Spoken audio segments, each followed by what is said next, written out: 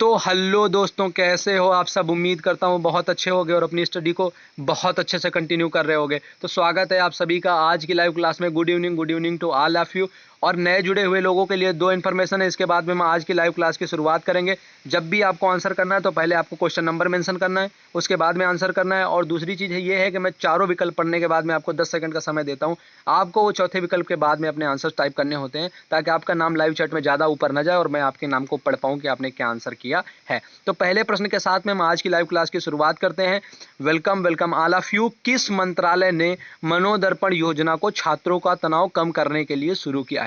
Afternoon में हमने current affair की एक क्लास की हुई है और आज के सारे क्वेश्चन उसी करंट अफेयर्स की क्लास से हैं। तो हमारा आज का पहला प्रश्न है कि वो कौन सा मंत्रालय है जिसने छात्रों के तनाव को कम करने के लिए मनोदर्पण नामक योजना को लॉन्च किया हुआ है। ऑप्शन ए है वित्त मंत्रालय, ऑप्शन बी है मानव संसाधन विकास मंत्रालय, ऑप्शन सी है समाज कल्याण मंत्रालय या फिर ऑप्शन डी है गृह मंत्रालय। तो हमें बताना है कि वो कौन सा मंत्रालय है जिसने मनोदर्पण योजना को छात्रों के तनाव कम करने के लिए शुरू किया है। एक लिख करके ए लिख दीजिए वित्त मंत्रालय कहने के लिए, एक लिख करके बी लिख दीजिए मानव संसाधन विकास मंत्रालय कहने के लिए, एक लिख करके फिर सी लिख दीजिए समाज कल्याण विभाग कहने के लिए, और एक लिख करके फिर डी लिख दीजिए गृह मंत्रालय कहने के लिए। तो एक लिख करके फिर ए बी सी और डी टाइप करके मुझे बताइए इस प्रश्न का सही जवाब क्या है। आप सबके पास में 10 सेकंड का टाइम है और मुझे बताइए कि कौन सा वो मंत्रालय है जिसने मनोदर्पण योजना को लॉन्च किया है छात्रों के तनाव को कम करने के लिए। वित्त मंत्रालय, मानव संसाधन विकास मंत्रालय, समाज कल्याण विभाग या फिर गृह मंत्रालय। आपके पास में 10 सेकंड का टाइम है, फटाफट आंसर्स को टाइप कर दीजिए। धीरे धीरे समय निकलता चला जा रहा है, तो हम आज के पहले प्रश्न का सही आंसर यहां से देखना शुरू करते हैं। तो आज का हमारा पहला प्रश्न था कि वो कौन सा मंत्रालय है जिसने मनोदर्पण योजना को छात्रों के तनाव कम करने के लिए शुरू किया हुआ है।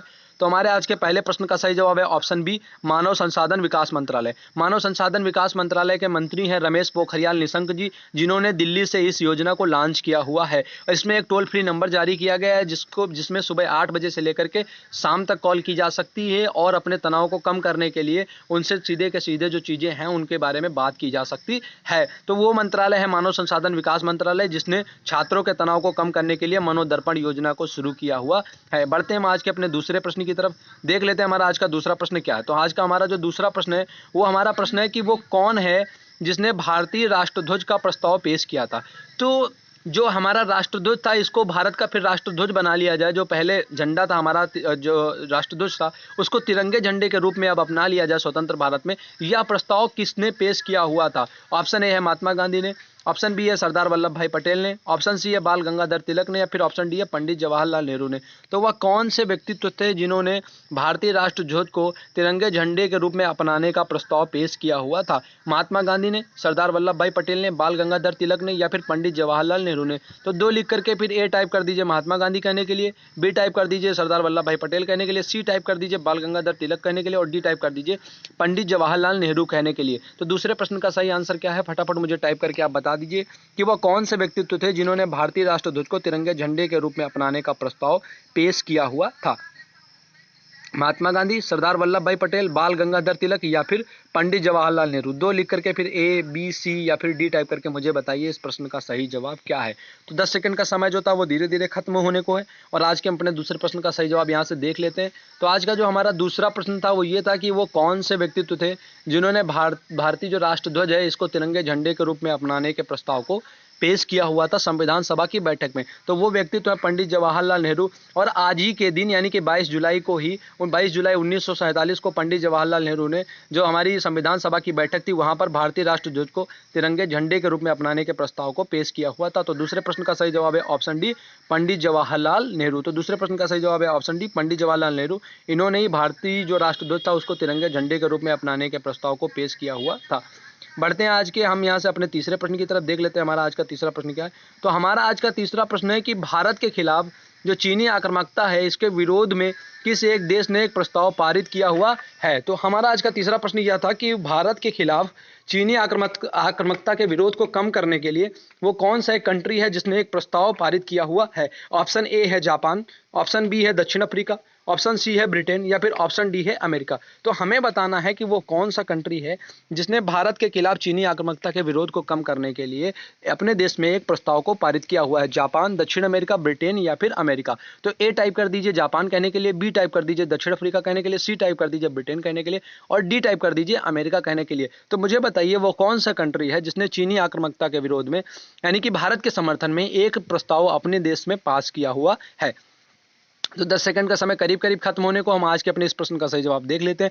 तो हमारा ये आज का प्रश्न ये था कि वो कौन सा कंट्री है जिसने चीनी आक्रामकता यानी कि चीन देश की आक्रामकता को, भारत के खिलाफ जो उसकी आक्रामकता है, इसके विरोध में क्या किया हुआ है, एक प्रस्ताव पेश किया हुआ है। तो हमारे इस प्रश्न का सही जवाब है ऑप्शन डी अमेरिका। तो जो अमेरिका है इसने क्या किया हुआ है, भारत के खिलाफ चीनी आक्रामकता के विरोध में एक प्रस्ताव को पारित किया हुआ है। तो हमारे आज के इस प्रश्न का सही जवाब है ऑप्शन डी यूएसए अमेरिका, जिसने भारत के खिलाफ जो चीनी आक्रामकता है इसके विरोध में एक प्रस्ताव पारित किया। अच्छा, कल भी हमने एक खबर पढ़ी हुई थी जहां पर ब्रिटेन ने क्या किया था, जो प्रत्यर्पण संधि थी हांगकांग के साथ में उसको निलंबित कर दिया था, जब से हांगकांग के लिए एक विवादास्पद जो बिल है वो चीनी संसद में पारित हो गया था।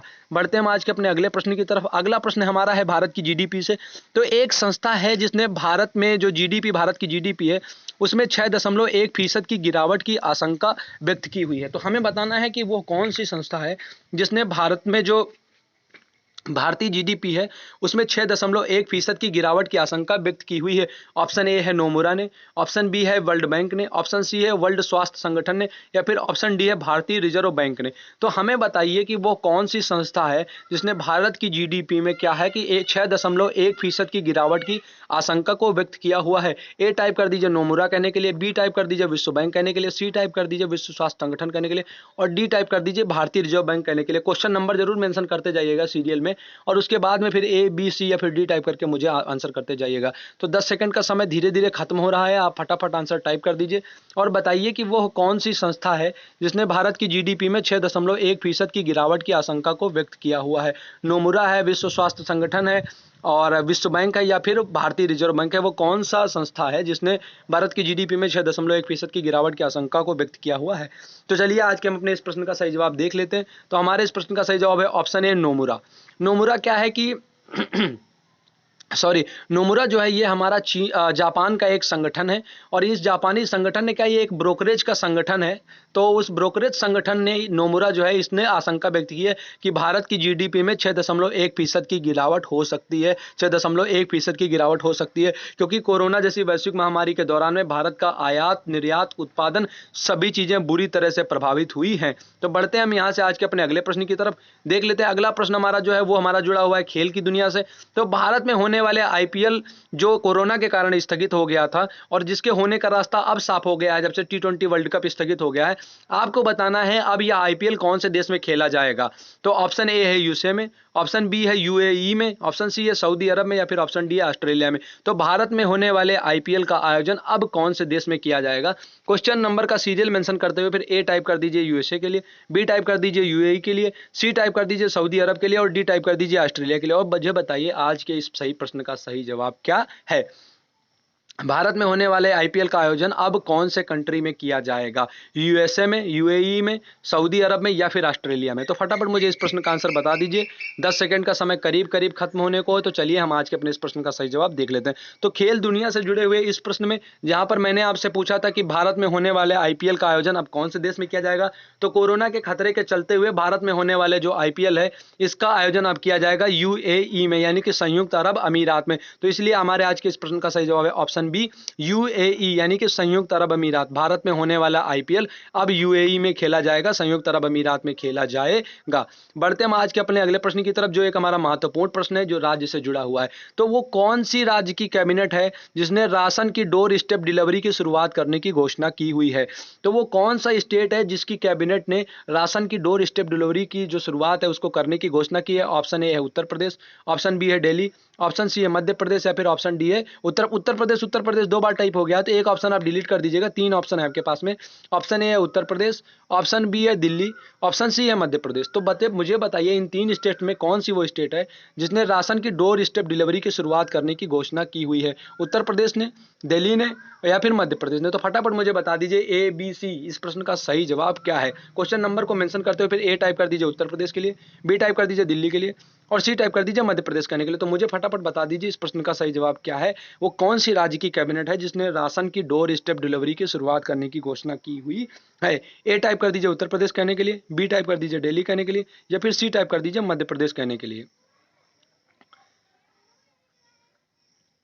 तो चलिए दोस्तों, आज के हम इस प्रश्न का भी सही जवाब देख लेते हैं। तो हमारा आज का जो ये प्रश्न था ये था कि किस राज्य की कैबिनेट ने रोशन की जो राशन है इसकी डोर स्टेप डिलीवरी की शुरुआत करने की घोषणा की हुई है। ऑप्शन ए था उत्तर प्रदेश, ऑप्शन बी था दिल्ली, या फिर ऑप्शन सी था मध्य प्रदेश। तो दोस्तों इस प्रश्न का सही जवाब है ऑप्शन बी दिल्ली। दिल्ली के मुख्यमंत्री अरविंद केजरीवाल ने और इनकी कैबिनेट ने क्या किया है, राशन की डोर स्टेप डिलीवरी की शुरुआत करने की घोषणा कर दी है। और अब यहाँ पर क्या होगा, दिल्ली में राशन लोगों के घर घर तक पहुंचाया जाएगा। तो हमारे आज के इस प्रश्न का सही जवाब है ऑप्शन बी दिल्ली, जिसकी कैबिनेट ने राशन की डोर स्टेप डिलीवरी की शुरुआत करने की घोषणा की हुई है।